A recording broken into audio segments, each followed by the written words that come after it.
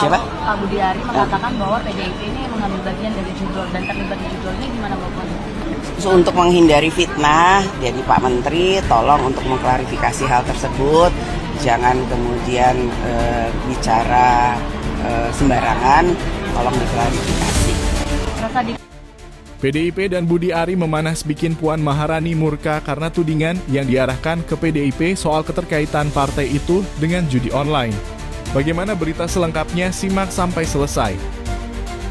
Bareskrim Polri putuskan ijazah Jokowi asli Roy Suryo kini terancam hukuman berat.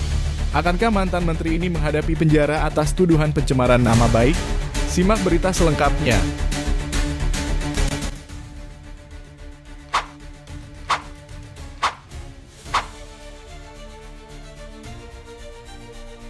Ujian dan praktek tingkat sarjana atas nama Joko Widodo, nomor mahasiswa 1681/KT, di dalam juga polemik mengenai keaslian ijazah mantan Presiden Joko Widodo dalam kurung Jokowi telah menjadi sorotan publik selama beberapa waktu dengan Roy Suryo sebagai salah satu tokoh sentral yang secara vokal mempertanyakan dokumen tersebut. Roy Suryo bersama beberapa individu seperti Tifausia Tiasuma, Dr. Tifa, dan Rismon Sianipar dilaporkan oleh Jokowi ke Polda Metro Jaya pada 30 April 2025 atas dugaan pencemaran nama baik dan penyebaran informasi palsu terkait tuduhan ijazah palsu. Laporan ini terdaftar dengan nomor LP-B-2831/2025/2025/SPKT-Polda METRO Jaya dengan tuduhan berdasarkan pasal 310 dan 311 KUHP serta pasal 27A, 32 dan 35 UU ITE. Pada 22 Mei 2025, Bareskrim Polri melalui Direktorat Tindak Pidana Umum menyatakan bahwa ijazah Jokowi dari Universitas Gadjah Mada dalam kurung UGM terbukti asli berdasarkan uji laboratorium forensik. Pengujian tersebut mencakup analisis bahan kertas, tinta, cap stempel, dan tanda tangan dekan serta rektor yang menunjukkan dokumen tersebut identik dengan pembanding dan tidak ditemukan kejanggalan. Pemeriksaan juga diperkuat oleh keterangan saksi dari UGM dan teman seangkatan Jokowi, serta perbandingan dengan ijazah rekan kuliah lainnya. Dengan demikian, penyelidikan atas dugaan ijazah palsu dihentikan karena tidak ditemukan unsur pidana. Meski demikian, laporan Jokowi terhadap Roy Suryo dan pihak lain atas dugaan pencemaran nama baik masih berlanjut di Polda Metro Jaya. Jokowi menegaskan sikapnya untuk tidak mencabut laporan, bahkan menolak usulan mediasi yang diajukan perwakilan keluarga alumni UGM dalam kurung Kagama, Cirebon Raya pada 15 Mei 2025. Penolakan ini menunjukkan tekad Jokowi untuk melanjutkan proses hukum hingga tuntas, memperkuat posisinya dengan bukti forensik yang telah diverifikasi. Roy Suryo yang tetap bersikukuh mempertanyakan keaslian ijazah menyatakan bahwa hasil uji forensik Bareskrim bukanlah putusan final dan menegaskan bahwa keabsahan dokumen hanya dapat ditentukan melalui pengadilan. Ia juga mengkritik kurangnya transparansi dalam proses forensik, menyoroti bahwa pemeriksaan harus mencakup 5 jenis tinta pada ijazah. Selain itu, Roy menegaskan haknya sebagai warga negara untuk memeriksa dokumen pejabat publik seperti Jokowi. Namun sikap ini berpotensi memperumit posisinya dalam proses hukum yang sedang berjalan. Prediksi nasib Roy Suryo jika proses hukum di Polda Metro Jaya berlanjut dan ijazah Jokowi telah terbukti asli secara forensik. Roy Suryo dan rekan-rekannya berpotensi menghadapi konsekuensi hukum yang serius. Berikut adalah beberapa skenario yang mungkin terjadi. 1.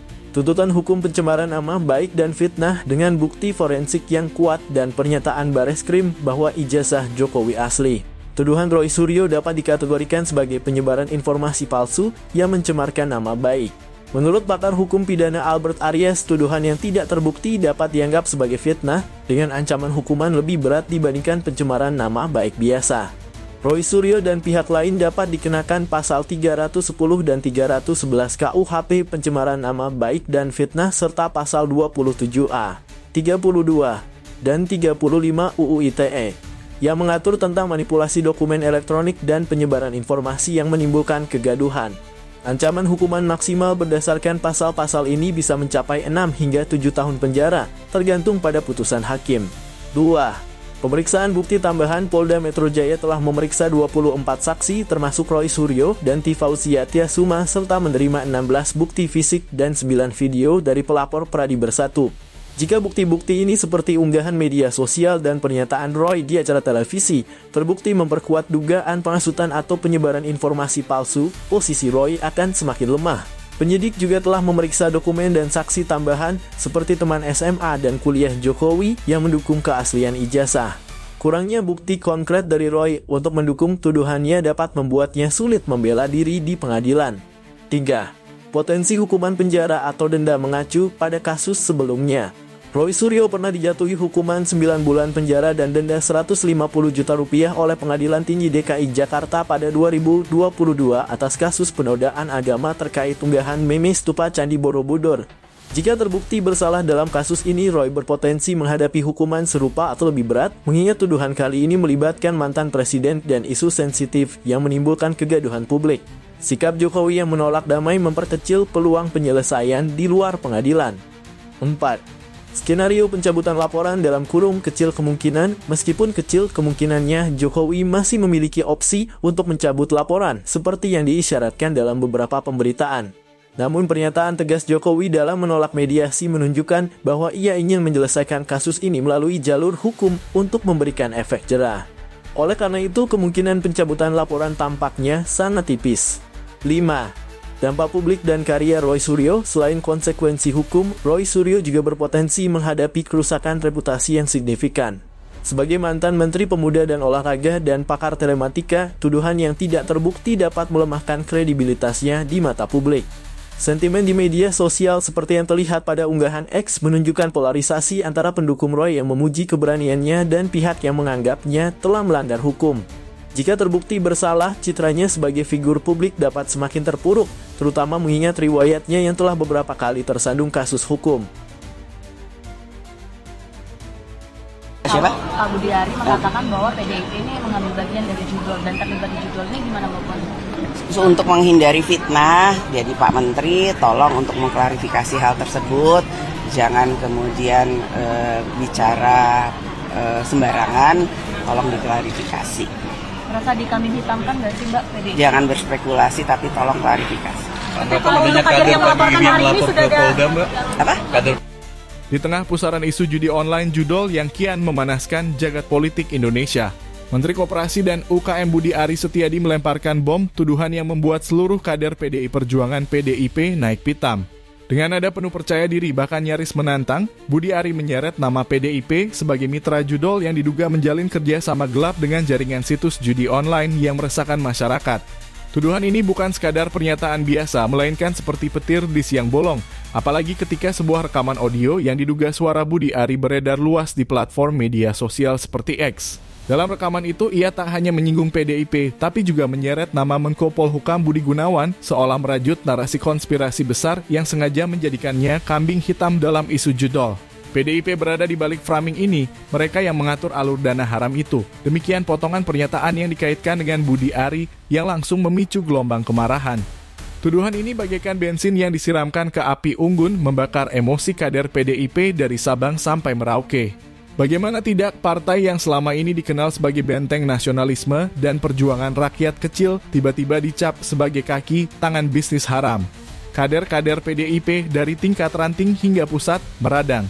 Mereka menilai pernyataan Budi Ari tak hanya sembrono, tapi juga tendensius, seolah sengaja ingin menyecoreng nama baik partai yang dipimpin oleh Megawati Soekarno Putri. Di berbagai daerah, terutama di basis-basis kuat PDIP seperti Jawa Tengah dan Bali, spanduk-spanduk bertuliskan Budi Ari, buktikan atau minta maaf. Mulai bermunculan, menandakan betapa dalamnya luka yang ditorehkan oleh pernyataan tersebut. Ketua DPP PDIP sekaligus Ketua DPR RI, Puan Maharani, tak tinggal diam menyikapi kegaduhan ini. Dengan wibawa yang khas namun disertai nada tajam yang tak bisa menyembunyikan kegeraman, Puan mengultimatum Budi Ari untuk segera memberikan klarifikasi. Jangan main tuduh tanpa bukti, Pak Menteri. Kalau berani bicara, berani pula bertanggung jawab. PDIP tidak pernah terlibat dalam urusan kotor seperti judi online. Klarifikasi segera atau kami akan tempuh jalur hukum.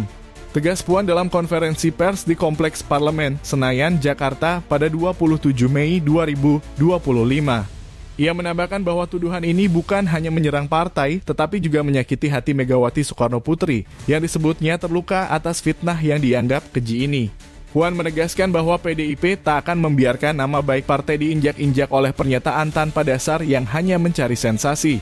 Tak berhenti di pernyataan tegas, PDIP langsung mengambil langkah konkret. Pada 27 Mei 2025, puluhan kader PDIP mengenakan seragam merah dengan lambang banteng moncong putih berbondong-bondong mendatangi gedung Bareskrim Polri di Jakarta. Mereka melaporkan Budi Ari atas dugaan pencemaran nama baik dan penyebaran fitnah. Kami tersakiti. Tuduhan bahwa PDIP menjadi dalang framing judol dan terlibat aliran dana haram adalah kebohongan yang tak bisa dibiarkan begitu saja.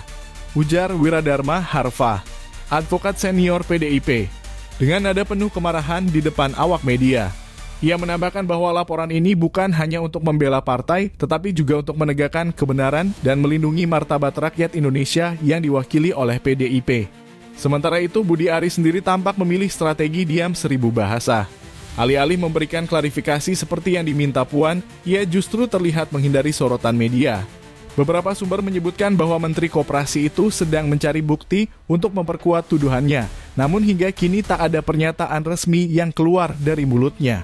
Sikap ini justru makin memanaskan situasi dengan netizen di X ramai-ramai mempertanyakan keberanian Budi Ari.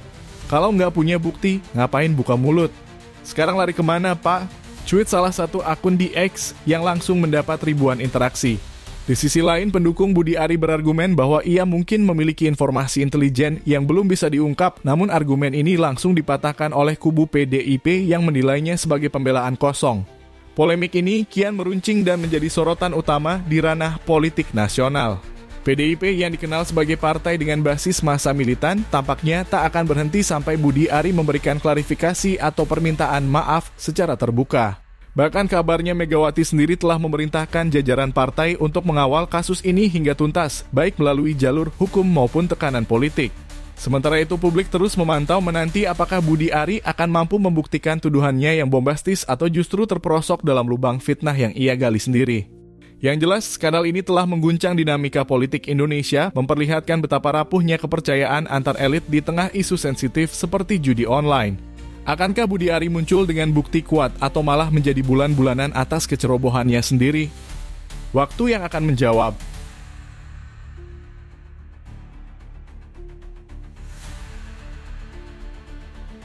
Timnas Indonesia. Hal ini juga menandakan bahwa PSSI berkomitmen untuk meningkatkan kualitas tim melalui proses naturalisasi pemain. Dengan kompetisi yang semakin ketat, setiap pemain harus berusaha lebih keras untuk menjaga tempat mereka di tim. Kehadiran Dean James tentunya memberikan opsi baru bagi pelatih Timnas Indonesia, Patrick Kluivert, untuk mengisi posisi bek kiri. Sebelumnya, ada banyak pemain yang beroperasi di posisi tersebut, seperti Calvin Verdong, Shane Patinama, Nathan Tejo Aon, dan Pratama Arhan. Keempat pemain ini sering dipanggil untuk memperkuat skuad Garuda pada masa akhir kepemimpinan Shin Tae-yong. Namun, dari keempat nama itu, hanya Calvin Verdong saja yang jadi pilihan utama, ungkap Kluivert.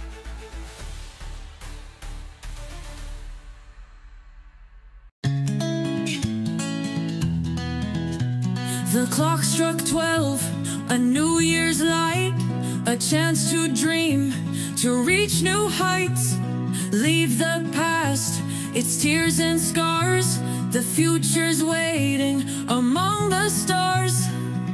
Kabar mengejutkan datang dari Jepang. Mantan pelatih Timnas Indonesia secara tiba-tiba terlihat bertemu secara pribadi dengan Sandy Walsh di klubnya. Momen ini terjadi di tengah kesibukan sang pelatih yang baru saja kembali ke Indonesia pekan lalu untuk mengurus beberapa agenda penting. Pertemuan ini langsung mengundang tanda tanya besar di kalangan pecinta sepak bola Indonesia. Pasalnya, tidak ada kabar sebelumnya mengenai rencana kunjungan sang pelatih ke Jepang, apalagi bertemu dengan salah satu pemain naturalisasi andalan Timnas Indonesia. Apakah ini hanya pertemuan biasa, atau ada sesuatu yang lebih besar yang sedang direncanakan? Sandy Walsh saat ini bermain untuk klub Jepang yang menjadi destinasi baru dalam kariernya setelah meninggalkan KV Mechelen di Belgia. Kehadirannya di Jepang diharapkan bisa meningkatkan level permainannya agar semakin tajam saat kembali memperkuat timnas Indonesia di ajang internasional. Namun, pertemuannya dengan mantan pelatih timnas menimbulkan spekulasi bahwa ada kemungkinan pembicaraan terkait masa depannya di skuad Garuda. Hingga saat ini, belum ada pernyataan resmi dari kedua pihak mengenai isi pertemuan tersebut. Namun, momen ini tentu mengundang rasa penasaran, terutama karena mantan pelatih tersebut sebelumnya memiliki hubungan yang cukup dekat dengan para pemain naturalisasi timnas Indonesia. Apakah ini hanya silaturahmi biasa atau ada agenda tersembunyi yang sedang disiapkan? Apakah mungkin ini ada kaitannya dengan proyek baru yang melibatkan timnas Indonesia? Para penggemar tentu menantikan perkembangan lebih lanjut dari kabar ini. Bagaimana menurut kalian? Apakah ada sesuatu yang sedang direncanakan di balik pertemuan ini? Berikan pendapat kalian di kolom komentar. Begitulah kira-kira adanya. From a homeland full of pride, we stand together side by side. Garuda on our... Kabar terbaru datang dari Alex Pastur, analis tim nasional Indonesia yang telah tiba di tanah air. Kedatangannya ini menjadi bagian dari persiapan jelang laga penting melawan Australia pada bulan Maret mendatang dalam lanjutan kualifikasi Piala Dunia. Alex Pastur langsung bergerak cepat. Ia dijadwalkan hadir di berbagai pertandingan Liga 1 untuk mengamati para pemain yang sedang berlaga. Hasil analisisnya akan menjadi data penting bagi pelatih kepala untuk menentukan siapa saja pemain yang pantas dipanggil memperkuat tim Garuda di laga krusial tersebut. Fokus utama Pastur adalah menilai performa individu para pemain seperti kemampuan teknis, taktik, dan kondisi fisik mereka. Selain itu, ia juga akan memperhatikan mentalitas pemain, terutama yang menunjukkan performa konsisten di kompetisi domestik. Australia sendiri dikenal sebagai lawan yang tangguh, sehingga timnas Indonesia membutuhkan pemain dengan kualitas terbaik untuk menghadapi laga tersebut. Kehadiran Alex Pastur diharapkan mampu memberikan dampak signifikan dalam menyusun skuad yang solid dan kompetitif. Totalitasnya dalam timnas benar-benar buat kita bangga dan sedikit melupakan kegalauan kita beberapa waktu yang lalu saat PSSI umumkan pemecatan Shin Tae-yong. Begitulah kira-kira narasi ini dibangun.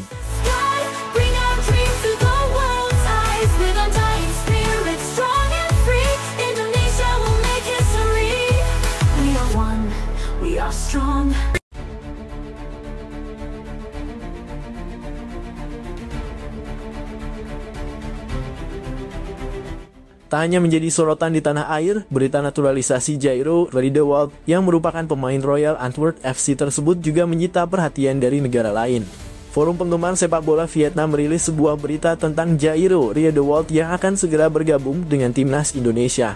Indonesia akan kembali kedatangan gelandang sekelas Premier League, tulis sebuah forum penggemar bola Vietnam. Dilansir dari kanal YouTube Taktik 11 kabar, proses naturalisasi Jairo Riedewald ke timnas Indonesia tersebut juga mendapat berbagai respons dari fans Vietnam. Tim Indonesia lebih terkenal di Vietnam dibandingkan tim Vietnam di tanah air sendiri, tulis seorang fans Vietnam. Mengajar 20 orang Belanda bermain di Piala Dunia rasanya gemilang. Sementara beberapa pemain domestik ada yang duduk di bangku cadangan, ada yang tidak dipanggil. Semakin tinggi mendaki, semakin sakit terjatuh, kata warganet lain.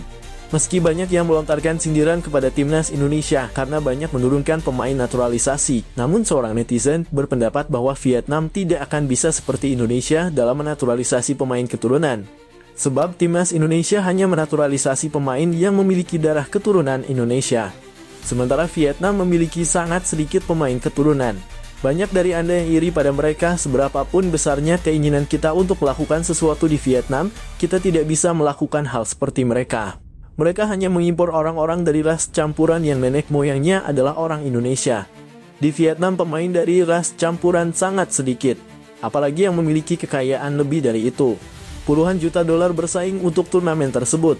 Juara top Eropa seperti Indonesia pergi saja ke Piala Dunia dan bergembiralah. Jika Vietnam bisa pergi ke Piala Dunia dengan cara ini, tidak ada yang akan mendukungnya, tulis seorang fans Vietnam. Benar harus ada uang untuk menyuap, tapi Indonesia tidak kekurangan uang. Negaranya lebih banyak penggemar sepak bola dibandingkan Vietnam, hanya saja prestasinya tidak banyak, timpal fans lain. Nama Jairo Riedewald sudah sejak lama menjadi perbincangan hangat di kalangan penggemar sepak bola Indonesia. Pemain kelahiran 9 September 1996 di Haarlem, Belanda tersebut memiliki keturunan Indonesia yang berasal dari sang ibu.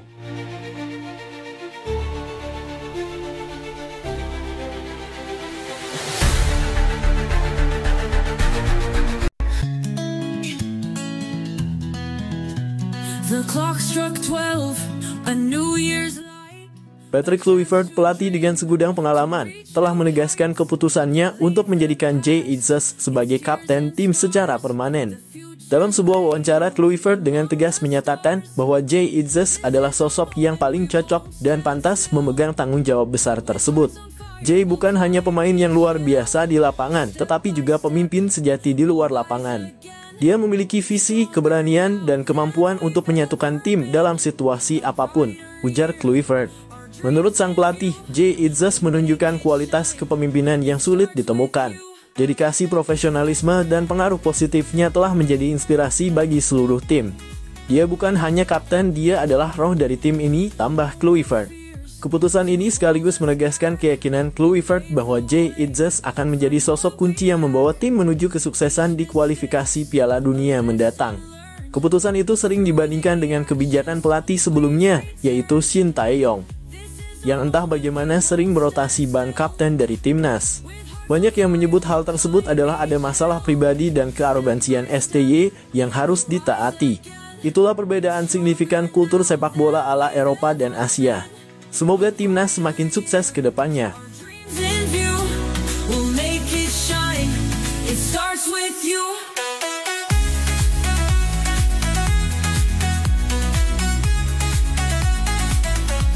It starts with you.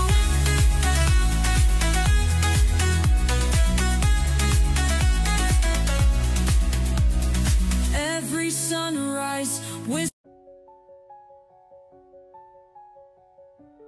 Mantan pelatih timnas Indonesia, Shin Tae-yong, angkat bicara terkait keputusan pelatih baru, Patrick Kluivert, yang mencoret 3 pemain andalannya dari skuad utama. Dalam sebuah wawancara, Shin mengaku heran dan sedikit kecewa dengan kebijakan tersebut, mengingat pemain-pemain itu selama ini menjadi bagian penting dalam perjalanan timnas di bawah kepemimpinannya. Menurut Shin, ketiga pemain tersebut memiliki kontribusi besar dalam mengangkat performa timnas, baik di tingkat regional maupun internasional. Mereka adalah pemain-pemain dengan mental kuat dan kualitas yang sudah terbukti di lapangan. Saya tidak mengerti mengapa mereka dicoret begitu saja, ujarnya. Selain itu, Shin Tae-yong juga mengungkapkan sebuah fakta mengejutkan. Ia menyebut bahwa selama menjabat sebagai pelatih timnas Indonesia, dirinya tidak pernah diberikan target spesifik untuk membawa tim lolos ke Piala Dunia. Hal ini dianggapnya sebagai hal yang aneh dan tidak masuk akal, mengingat Piala Dunia seharusnya menjadi tujuan utama setiap tim nasional. Sebagai pelatih, saya selalu berusaha memberikan yang terbaik untuk tim. Tetapi ketika tidak ada target besar seperti lolos ke Piala Dunia, itu membuat saya bertanya-tanya tentang visi jangka panjang sepak bola Indonesia, tambahnya. Komentar Shin ini memancing beragam reaksi dari para penggemar sepak bola, baik di Indonesia maupun Korea Selatan, yang selama ini mendukung penuh kiprahnya bersama tim Garuda.